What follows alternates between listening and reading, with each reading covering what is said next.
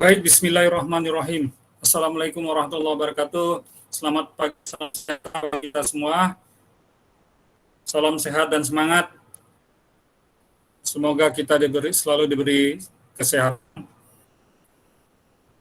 dan semangat ya untuk melaksanakan semua aktivitas kita. Baik ya, pada hari ini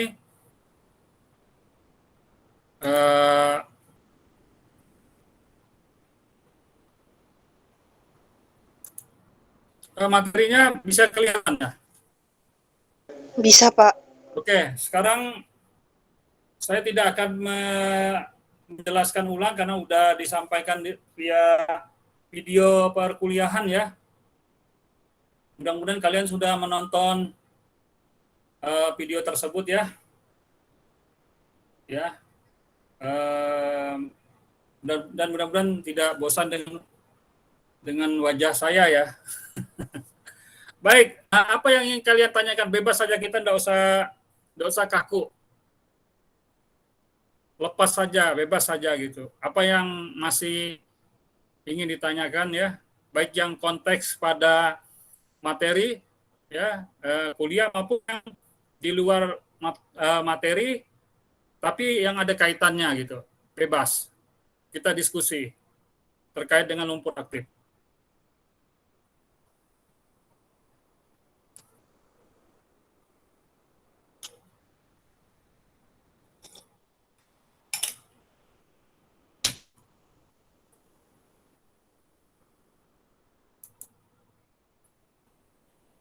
Semuanya wajib nanya nih.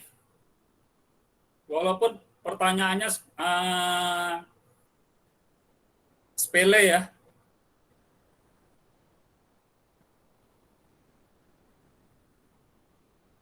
Tapi ada kaitannya dengan lumpur aktif, tidak masalah. Pengolahan air limbah. Atau terkait dengan tugas besar, tidak apa-apa.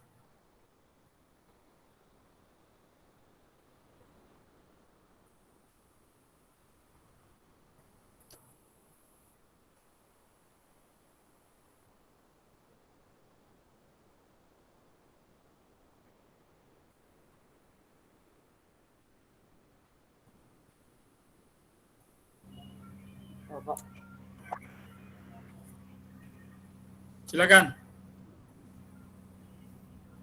Yang mau bertanya mengenai tugas besar PB-PAP. Kenapa?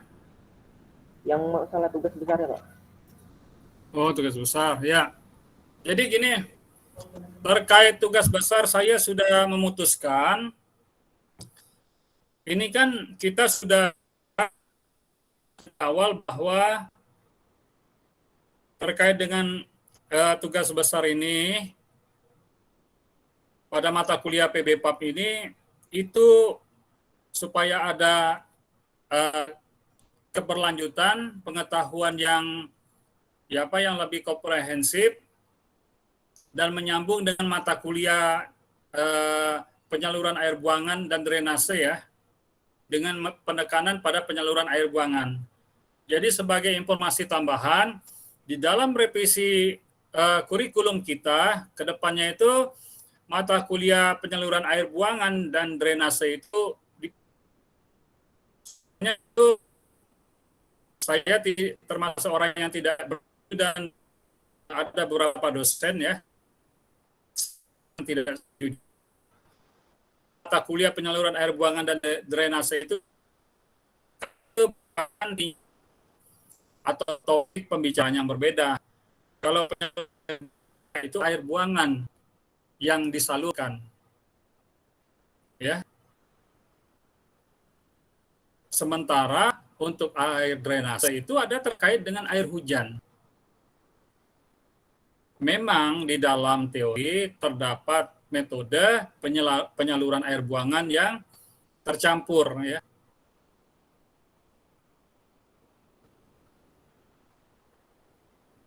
Ada memang.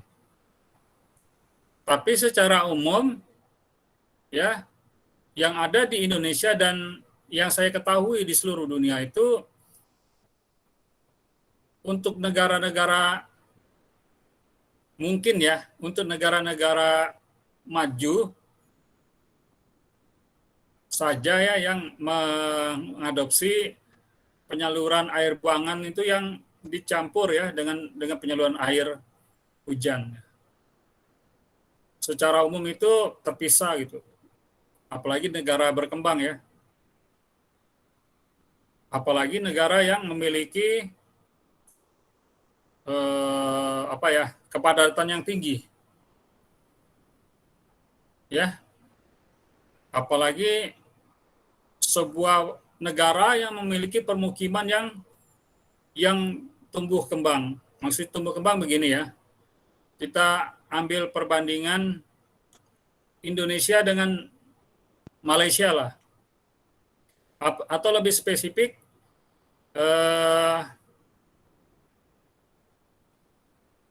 Kota Pontianak dengan Kucing lah ya, yang mungkin kita sama-sama pernah ke sana gitu ya.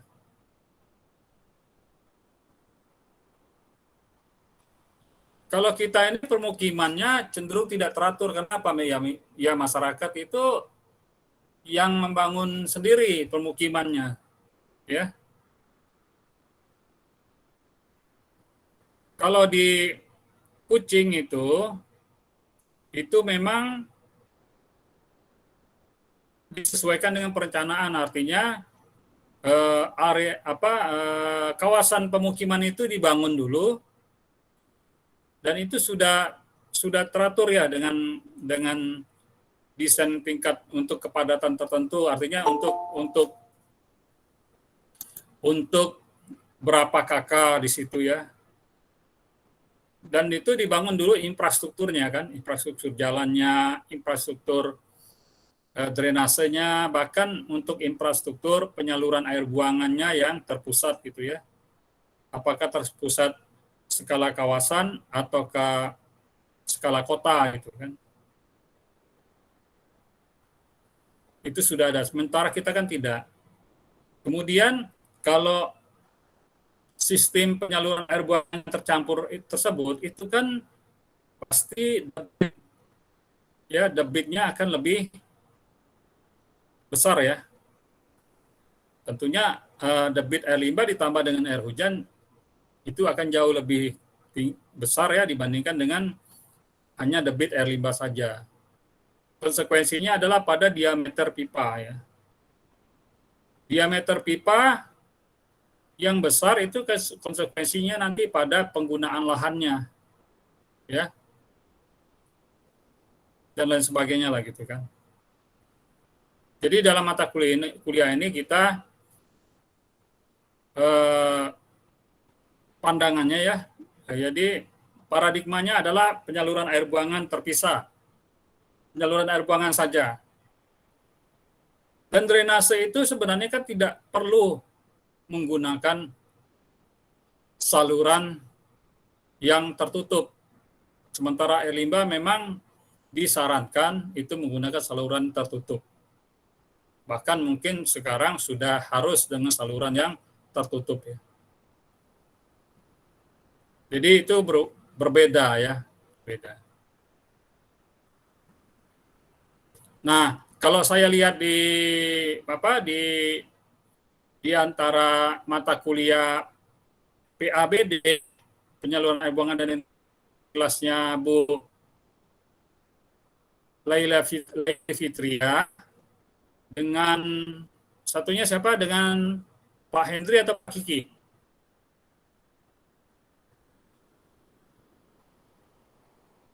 Halo, Tri Kurniadi.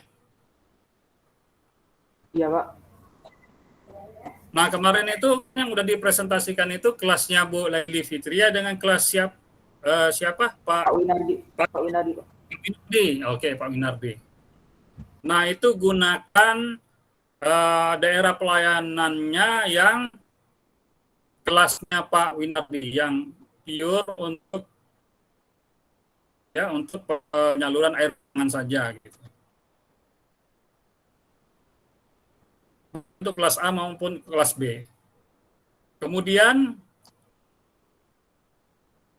ini soalnya akan saya sampaikan soal tugas besar, ya.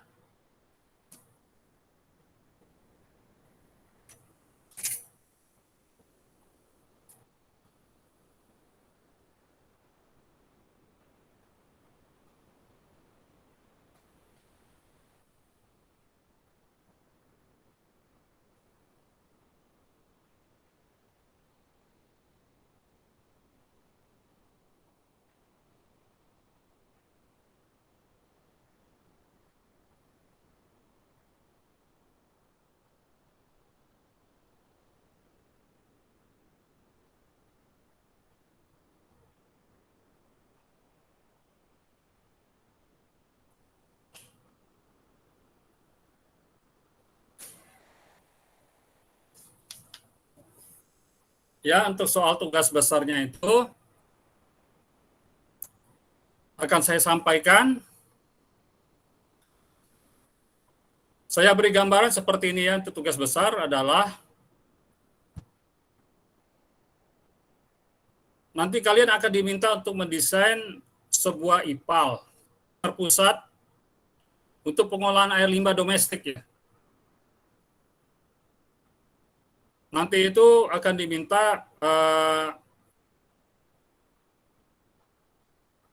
pengolahan pendahuluan ya. Boleh jadi nanti ada pre-treatment ya. Kita sebut aja pengolahan pendahuluan yang cenderung kepada metode pengolahan atau metode penanganan limbah secara fisik atau fisika.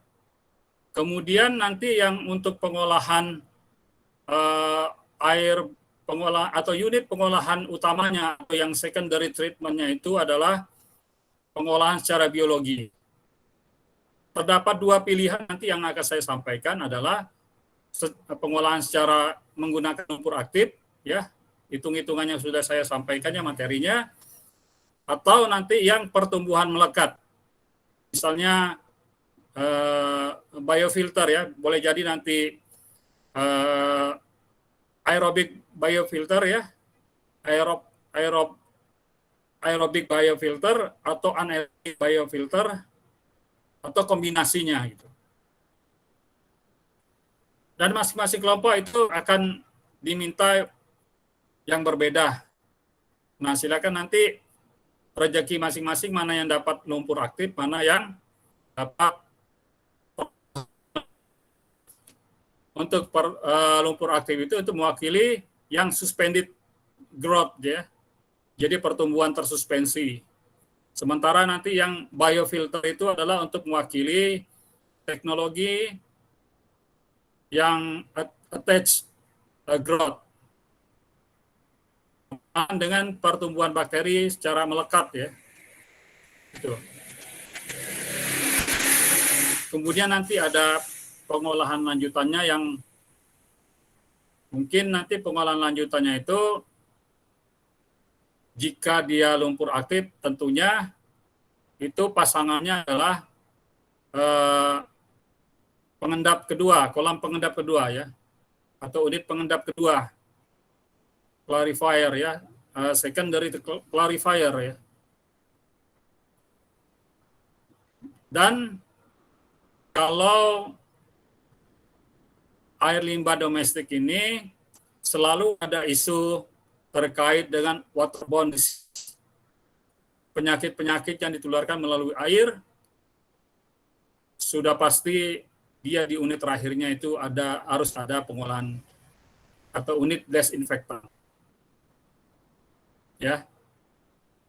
Nah, materi terkait desinfektan juga wajib saya sampaikan. Mengenai karakteristik air limbah itu nanti masuk ke dalam persoalan termasuk juga kriteria desainnya. Oke, ada yang masih perlu ditanyakan, silakan. Terkait materi lumpur aktif ada yang belum paham?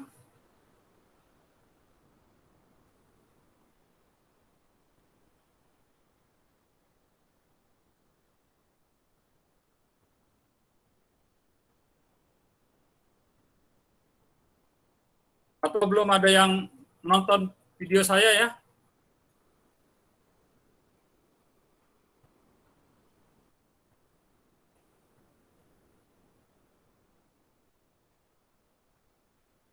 Ya silakan nanti di soal untuk tugas besar, sebenarnya kalian bisa saja dengan mengikuti cara-cara perhitungan dari materi yang saya sampaikan. Tapi belum saya share ya.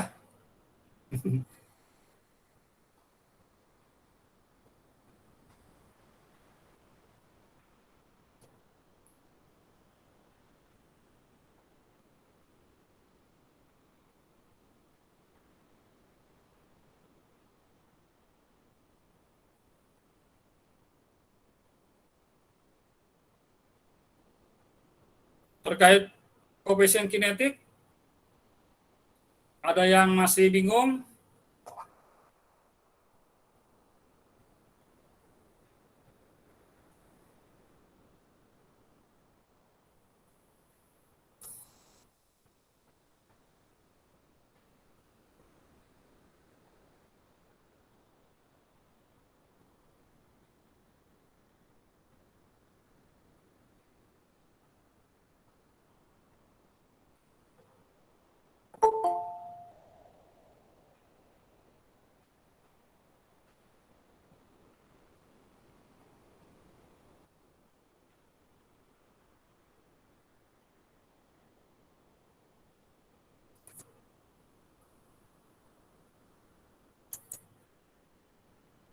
Kok Denny entry ini kok minta masuk terus ya?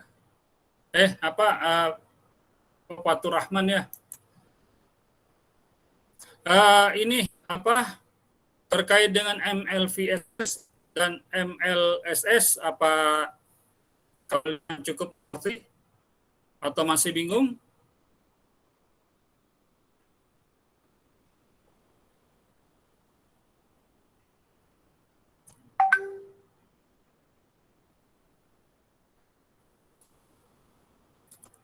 Atau kalian masih ada yang bertanya,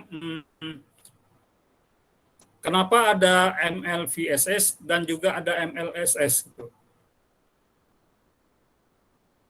Sebenarnya MLVSS, ya, untuk mudah mengertinya ya, MLVSS itu sebenarnya adalah, Pak, maaf Pak, ya, ada yang kenapa? masih belum terima Pak. Kok bisa ya? Di sini tidak ada Pak, permintaan nih. bisa jawab. Pak.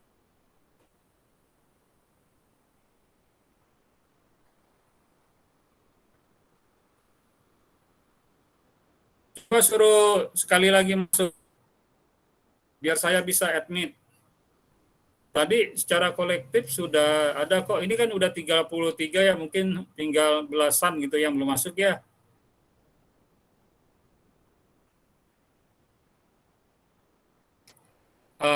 Jadi saya lanjutkan ya. Kalian kan pasti sudah paham dengan VSS ya, atau total VSS. Total VSS kalian paham juga kan? Di dalam pengolahan air bersih dan pengolahan air limbah itu ada parameter TSS. Tetapi kalau di pengolahan air bersih maupun air minum, lebih cenderung menggunakan parameter kekeruhan kan, atau turbidity. Sebenarnya turbidity itu juga untuk mendeteksi kehadiran total suspended solid ya.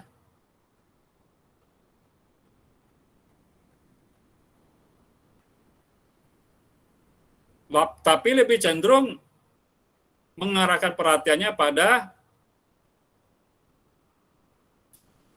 partikel-partikel koloid. Partikel-partikel koloid itu adalah masuk ke dalam rank, secara ukuran masuk ke dalam rank suspended solid, tetapi dia lebih kecil pada rank yang bawah, yang kecil, sehingga dia tuh sifatnya jauh lebih sulit untuk mengendap. sehingga harus dibantu dengan koagulan dalam proses pengolahan air bersih maupun air minum. Nah, kalau di pengolahan air buangan atau air limbah, kita menggunakan parameter turbidity, tapi TSS. TSS itu adalah parameter untuk mendeteksi kehadiran zat padat, baik yang organik maupun anorganik, yang berukuran tertentu. Nanti silakan buka ukuran partikel tersuspensi itu berapa ringnya kan? Kan ada itu. Yang partikel terlarut berapa ukuran partikelnya, yang tersuspensi berapa gitu kan.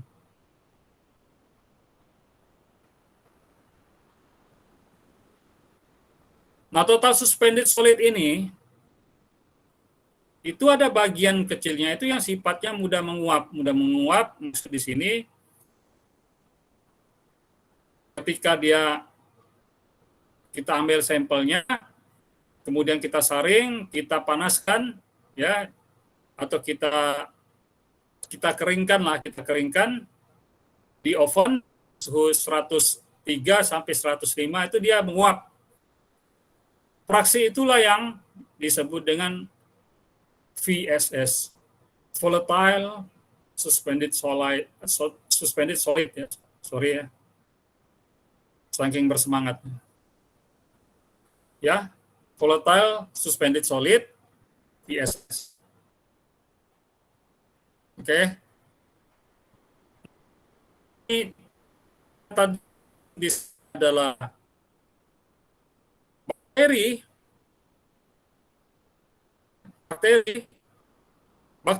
juga berukuran kecil, berukuran yang tersuspensi, ukuran tersuspensi ya. Bakteri tidak bisa larut. Ya. Kalau bakteri bisa larut, bisa nggak larut ya bakteri?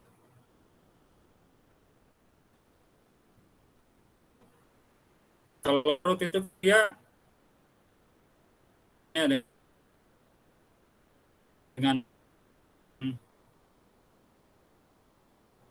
larut dengan silakan dicek sendiri masing-masing ya, kita cek semua.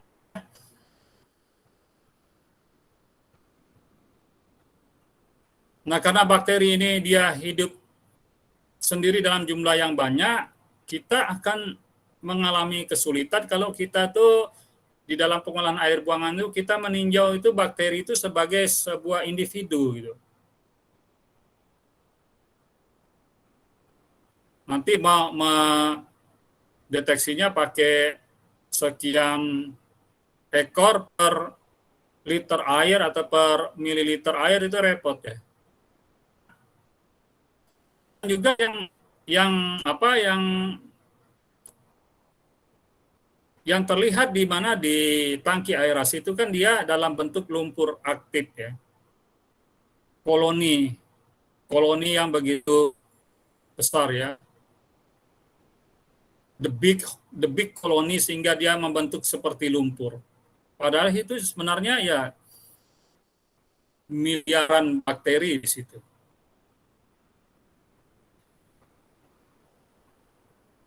Nah, karena dia diambil di tangki aerasi yang mengalami, kita kan bicarakan teknologi complete mix, ya, CSTR kan, complete mix lumpur aktif yang dengan pengadukan yang sempurna kan. Pengadukan sempurna maksudnya adalah ketika kita menerapkan sistem suspensi itu, ya ada menggunakan mixer di situ di dalam aerasi hingga konsentrasi polutan di satu titik, di ujung titik di sana, ketika kita ambil sampelnya, kita analisis di ujung yang terjauh di sisi yang lain, katakanlah ada 4 sisi, dengan di tengah, maka konsentrasinya itu berada pada kisaran yang kurang lebih sama. Maka itu dikatakan adalah complete mix. Ya. Tercampur sempurna. Ya. Complete mix itu makna daripada complete mix. Atau mau kita ambil di outlet daripada lumpur aktifnya atau tangki aerasinya sama. Dengan yang kita ambil di dalam. Baik pojok sana, pojok sini, atau di bagian dalamnya itu sama. Itu yang disebut dengan complete mix.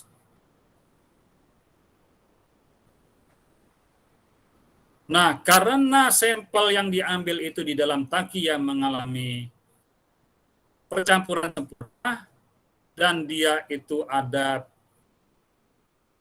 padatan tersuspensi secara total, dan ada fraksi yang volatile tadi, maka diberi nama lah dia mixed liquor volatile suspended solid dan mixed liquor suspended solid. Paham ya? Brigita, paham enggak Brigita? Iya Pak, dimengerti.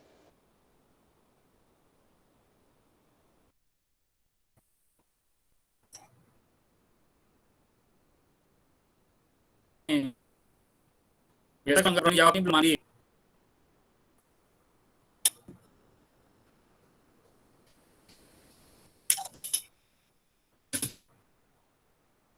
Nah, kan orang jawab ya Brigita. Udah jawab Pak tadi. Arafi Ramadan? Oh, enggak dengar. Paham nggak? Dimengerti Pak. Nah, bagus. Arafi Ramadan? Apa masih rambutnya masih gondrong seperti gambar itu?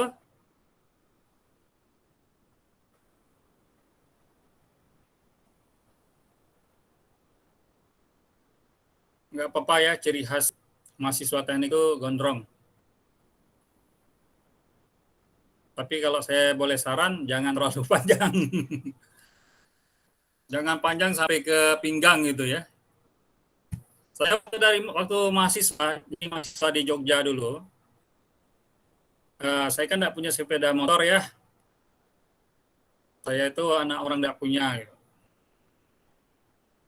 Tapi nekat kuliah di Jogja, jadi naik bis. Nah suatu hari itu, ya saya masih muda ya. Kalau lihat dari belakang itu ada cewek kan, naik motor kan, rambutnya terurai kan. Penasaran, pengen tahu nih, cantik apa enggak gitu kan. Nah pada suatu hari itu saya pernah tertawai diri saya sendiri. Jadi saya naik bis Kopata ya, warnanya orange.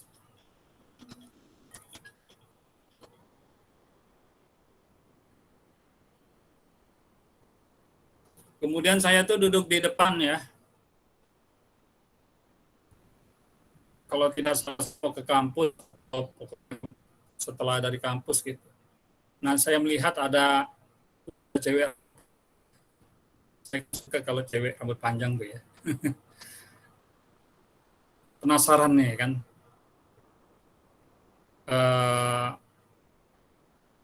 Ketika disalib si pengendara motor ini,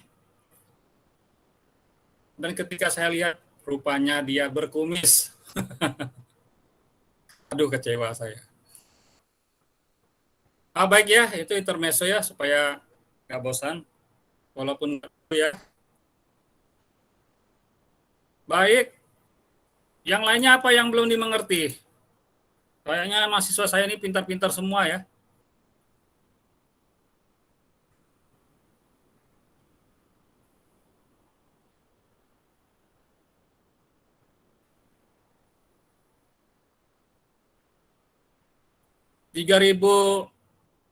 gram per meter kubik itu ya, itu sama dengan 3.000 miligram per liter.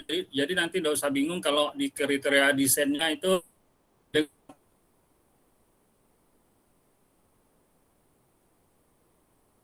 dengan miligram di desain gram per meter kubik, tapi tidak, soalnya itu dengan satu yang berbeda, gram per meter kubik dengan miligram per liter atau ppm itu sama.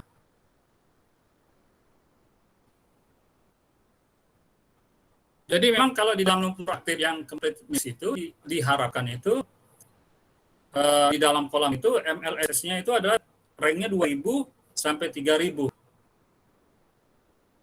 Kita boleh mengambil yang biasa itu 2.500 atau 3.000 boleh ya. 2.500 atau pokoknya 2.500 sampai 3.000 itu yang paling sering digunakan.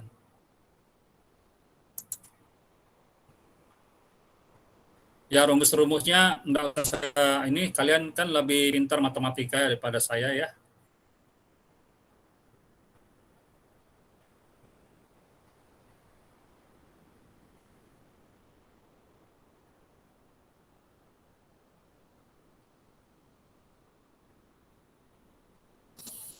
Nah, YOPS ini singkatan dari yield. Ya kalau diartikan di kamus itu atau di Google Translate itu yield itu adalah hasil. Bahasa Indonesianya itu tidak ada yang mewakili ya terjemahannya. Kenapa yield observe itu adalah artinya itu adalah di sini kan sebenarnya terkait dengan bakteri ya, bakteri yang berkembang biak di situ ya.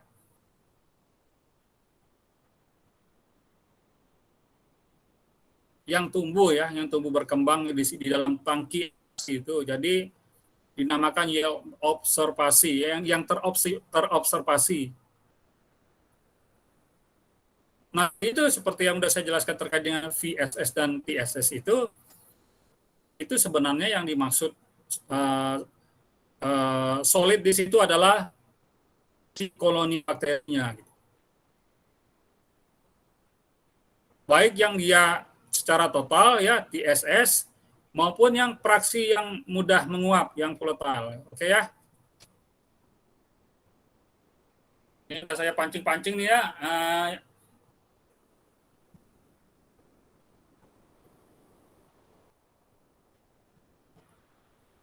Yang lainnya ini silakan dibacalah sendiri kan, ini informasi untuk membantu aja.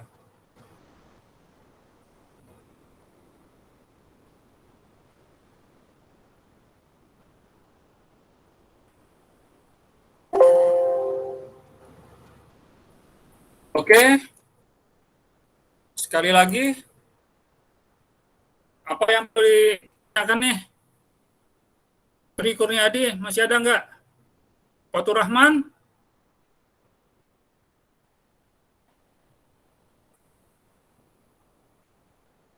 Laureni Santa Basil ya? Terus kamu tuh foto siapa tuh? Foto cowok kamu atau personil BTS itu? Bukan BTS, Pak. Apa tuh? Stray Kids, Pak. Oh iya kan? Iya. Oh.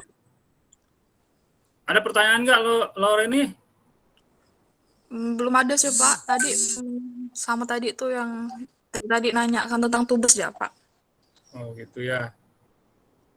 Oke deh.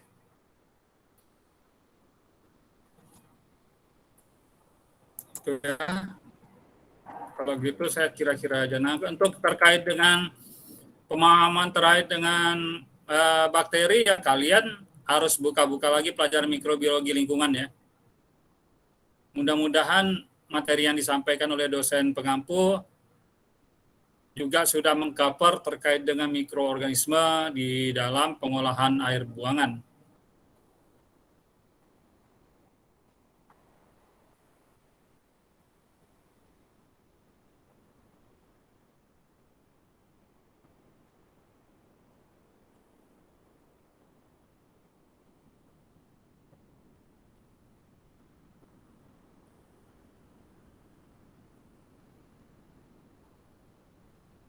nanti soal ujian ininya sampai ke hitungan kebutuhan oksigen aja ya, maksud saya di soal PB-PAP ya.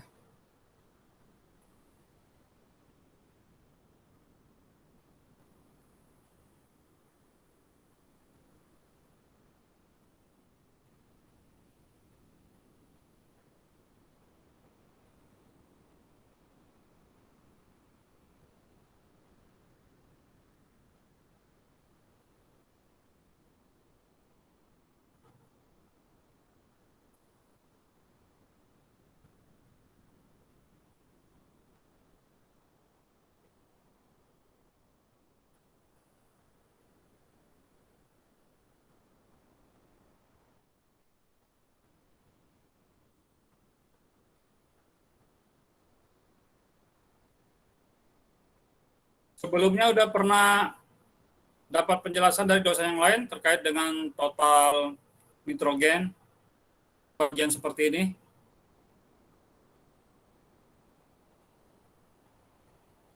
Atau belum?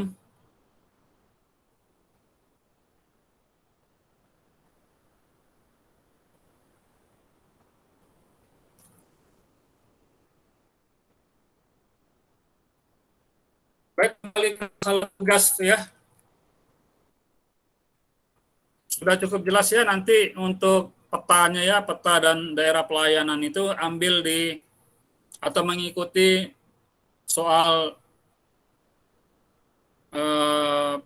mata kuliah PABD kelasnya Pak Winardi ya.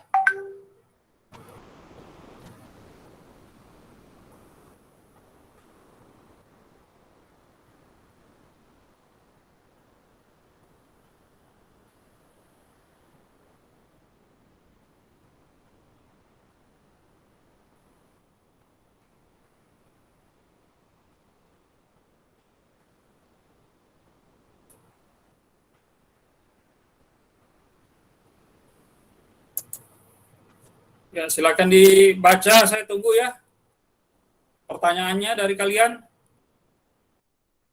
Kayaknya kalian belum pernah baca nih, dan juga Pak, boleh Ya. nanya ya Pak?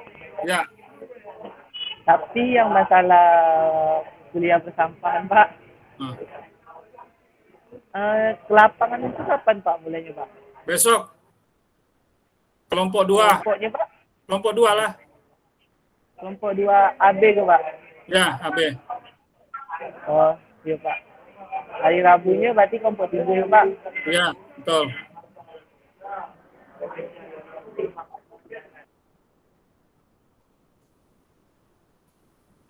Oh iya Pak, makasih Pak ya. Oke.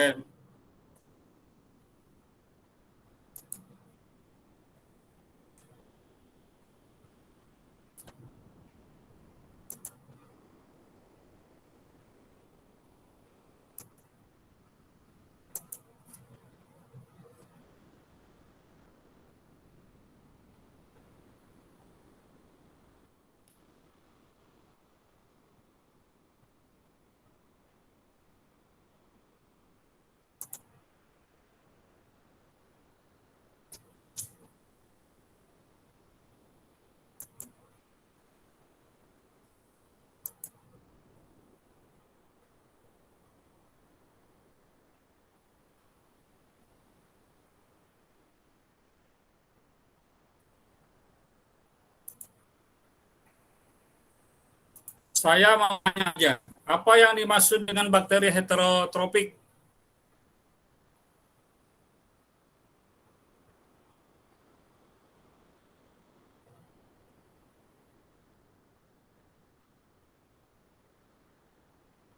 Ada yang tahu?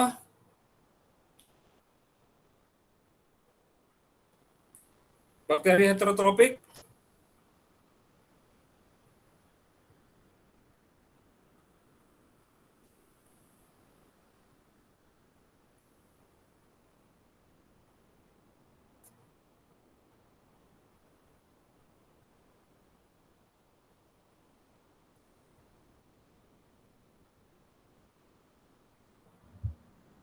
Bakteri yang tidak dapat Hmm, membuat makanan sendiri Pak.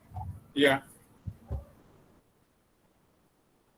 Jadi kalau dia tidak dapat membuat makannya sendiri,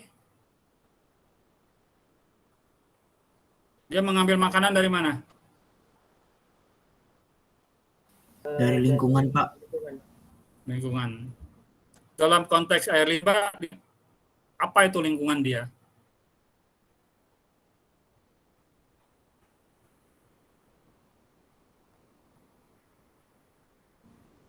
Bahan-bahan yang bahan organik yang terkandung di dalam air limbah tersebut, Pak.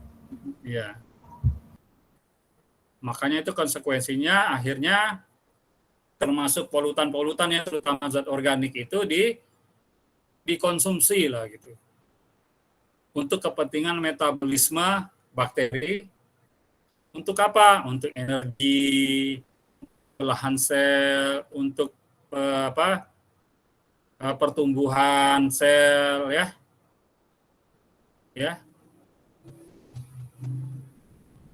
Energi itu sendiri ya untuk bergerak, ya melakukan pembelahan itu butuh energi. Bahkan untuk menghindari dari predator ya membutuhkan energi.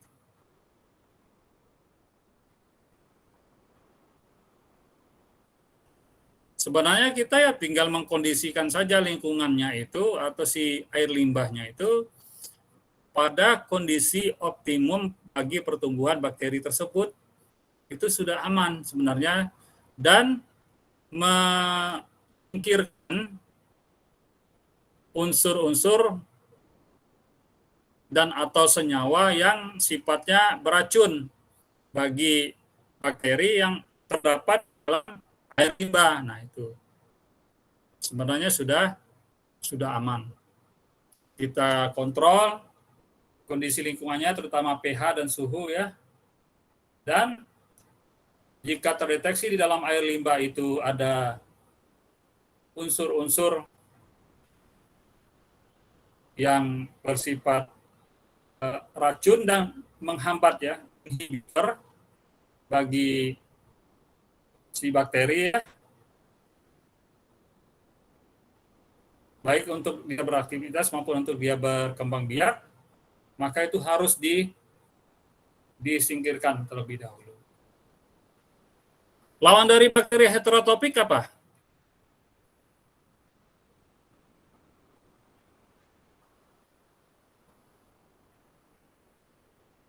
Halo?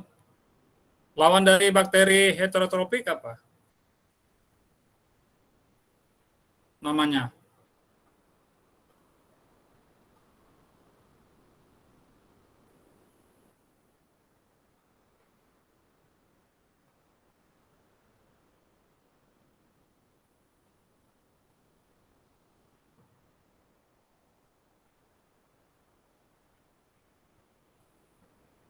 Bagus.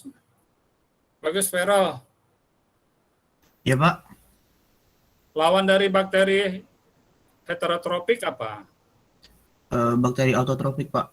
Oke.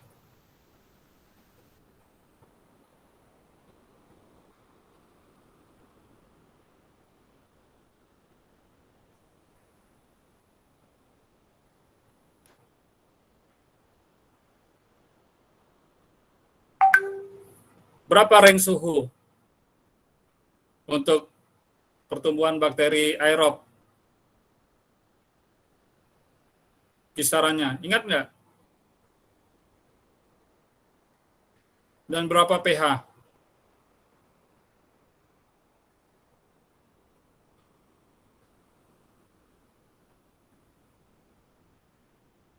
Siapa yang tahu?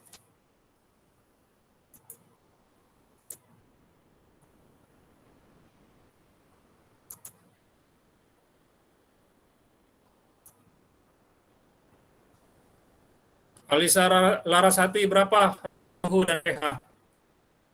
Saya udah lupa ingat ini kalau yang suhu nih. Kalau yang pH saya masih ingat. Bisa bantu saya, Alisa?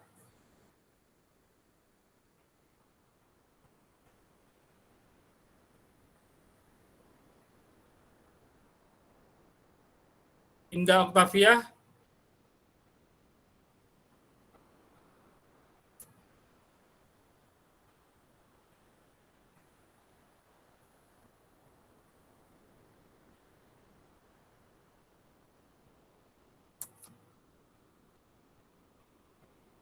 Ya Pak, bisa ulangi pertanyaannya Pak? Pak saya. Berapa rank untuk suhu dan pH untuk bakteri aerob atau untuk bakteri lah? Saya kira sama ya bakteri. Cuman kan bakteri anaerob itu nanti ada yang termofilik, mesofilik ya, ada satu lagi itu mesofilik ya kalau nggak salah saya. Ada mesofilik, termofilik, kemudian juga termo, meso, satu lagi saya lupa. Berapa rank pH dan suhunya?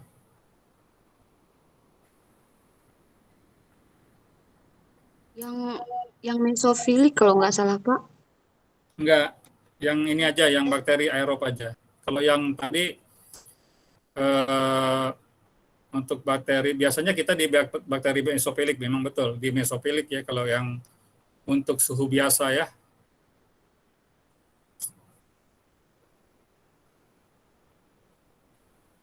Ya suhu normal ya, suhu biasa itu suhu normal, bergantung kepada ya lokasinya masing-masing ya. Mungkin kalau di kita sekitar 25 derajat Celcius. Sementara pH itu sebagian literatur itu 6 sampai 8, yang kondisi optimalnya ada yang 6,5 sampai 8,5 ya. Jadi sekitar ada yang 6,3 sampai dengan 8,5. Juga yang 6 sampai dengan 9. Jadi mungkin kita katakan di sini kalau saya lebih cenderung kepada antara 6 sampai 8,5. Karena kalau 6 itu masih boleh katakan optimal ya. Dan jarang ditemukan sebuah perairan itu yang pH-nya itu benar-benar 7. Ya. Dan syukurnya kita memang ya untuk kondisi optimum itu tidak persis 7 ya, repot kita kalau pengolahan sampai harus mengatur suhu itu 7 ya, tapi ada rank. Karena memang kondisi alam ini berfluktuasi di alam ya. Tidak bisa dikontrol sepenuhnya. Ini adalah rahmat dari Tuhan ya. Bahwa kondisi optimum itu ada pada rank tertentu, bukan pada satu besaran pH ya.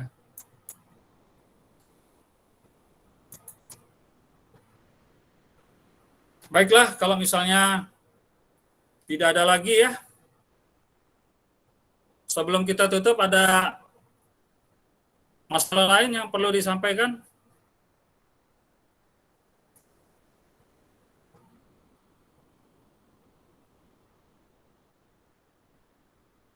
Halo?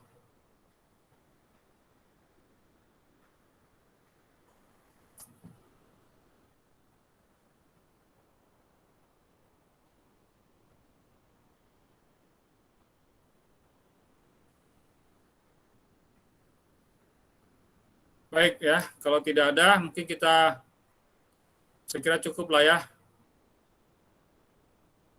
Mestinya Ya, saya... Pak. Ya? Halo? Tidak ada pertanyaan, Pak. Ya, silakan Ardoman. Tidak ada pertanyaan, Pak. Oh, tidak ada pertanyaan. Oke. Baik ya. Saya berharap tadi ada banyak pertanyaan ya.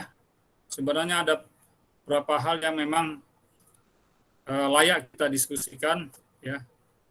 Tapi karena tidak ada, silakan kalian belajar.